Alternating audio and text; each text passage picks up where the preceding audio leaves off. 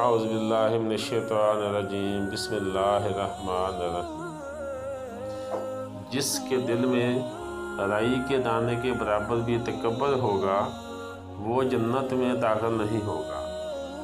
اس پر ایک شخص نے سوال کیا، اے اللہ کے رسول صلی اللہ علیہ وآلہ وسلم، ہر شخص یہ چاہتا ہے کہ اس کا لباس اور جوتے وغیرہ اچھے ہوں، تو کیا وہ بھی جنت میں نہ جا سکے گا؟ اس پر رسول پاک صلی اللہ علیہ وآلہ وسلم نے فرمایا، یقیناً اللہ خوبصورت ہے اور خوبصورتی کو پسند فرماتا ہے۔